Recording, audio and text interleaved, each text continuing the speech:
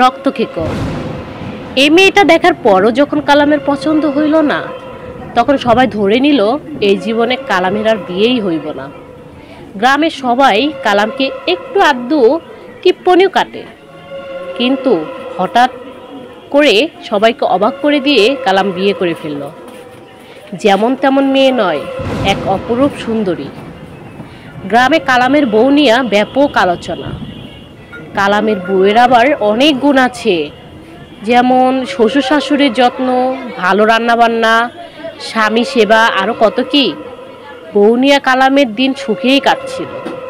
এর মাঝে একদিন সকালে খবর বের হলো জমিরের ষাঁড় গরু দুইটির ঘাড় ভাঙা অবস্থায় গোয়াল ঘরে পড়ে আছে। গ্রামের সব লোক জমিরের বাড়িতে হাজির।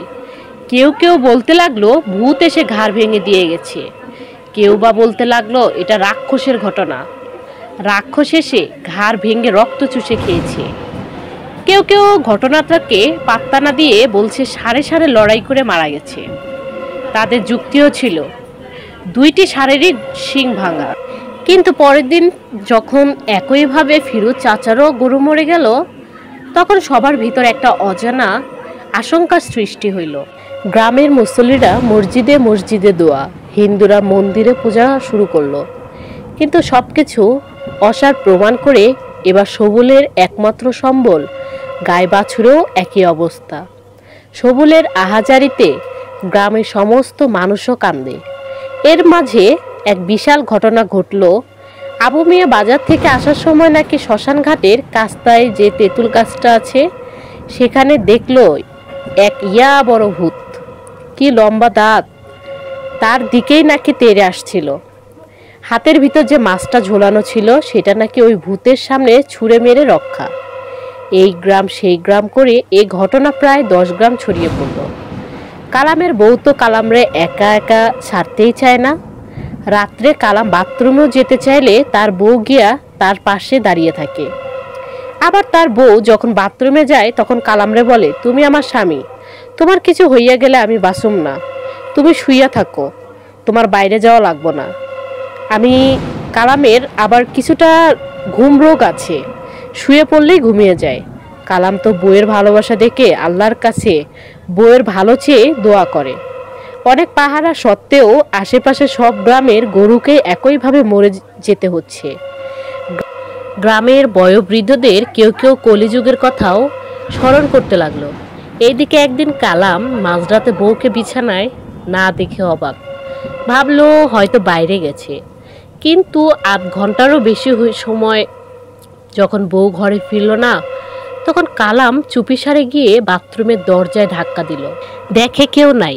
কালামের মনে গভীর আশঙ্কার সৃষ্টি হলো, কিন্তু ভয়ে বেশিক্ষণ বাইরে না থেকে ঘরে চলে গেল। কিছুক্ষণের মাঝে তার বউ ঘরে হাজির। কালাম জিজ্ঞাসা করলো, কোথায় গেছিলা? তখন তার বউ তাকে জড়িয়ে ধরল, একটু বাথরুমে গেছিলাম। পুরান আমাশয়টা খুব ভোগাচ্ছে। কালামের মনের মাঝে সন্দেহ হইল। পরে রাত্রে সে সাথে মরিচ নিয়ে শুইল। একটু পরপর সে চোখের মাঝে মরিচ দেয় যাতে ঘুম এসে কাবু করতে না পারে। গভীর রাত্রে কালামের বউ বের হয়ে গেল। আধা ঘন্টা 3 ঘন্টা পরে সে আবার ফিরে আসলো। আশেপাশে 10 গ্রামের সব গরু শেষ, শুধু কালামদের গরুগুলোর এখনো কিছু হয় নাই। কালাম তার বউকে বলল, আমার বন্ধুর মা খুব অসুস্থ, আমি আজকে সন্ধ্যায় তাদের বাড়িতে যাব, কালকে চলে আসব। যাবার বেলা বউ বলল, তোমার জন্য খুব খারাপ লাগবে আমার, সাবধানে থেকো ইত্যাদি। গভীর রাত। কালামের বউ আস্তে আস্তে দরজাটা খুলে কালামদের গোয়াল ঘরে ঢুকলো। কিছুক্ষণের মাঝেই তার চেহারাটা একটা রাক্ষসীর রূপ নিল। ইয়া বড় দাঁত, নখ, কি বিশ্রী চেহারা। কালাম দেখে ভয় পেয়ে গেল। তারপরও সে গোয়াল ঘরের উপরে যে মাছাটা আছে সেখানে চুপ করে বসে থাকলো।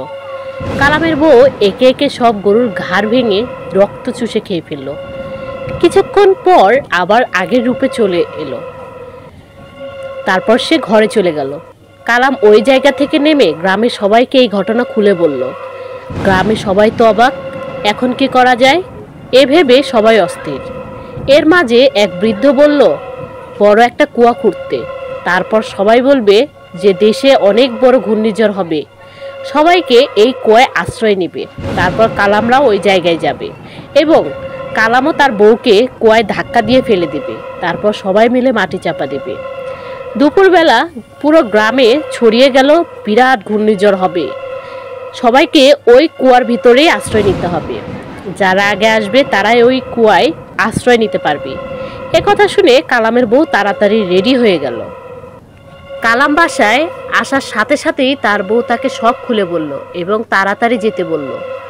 কালাম তার বউ নিয়ে সেই কুয়ার কাছে ছুটলো। এইদিকে কালামের বউ ভাবলো তাকে সবার আগে ওই কুয়ায় আশ্রয় নিতে হবে, তাই সে সবার আগে ওই কুয়ায় লাফ দিল। গ্রামের সবাই মিলে তাড়াতাড়ি ওই কুয়া মাটি দিয়ে ভরে ফেলল। এখনো ওই শান্ত গ্রামে মাঝে মাঝেই মাটি কেঁপে ওঠে। গ্রামের সবার ধারণা ওই রাক্ষসী মাটির নিচ থেকে ওঠার জন্য মাঝে মাঝে চেষ্টা করে বলে এভাবে মাটি কেঁপে ওঠে। ভিডিওটি ভালো লাগলে লাইক, কমেন্ট, শেয়ার করতে ভুলবেন না।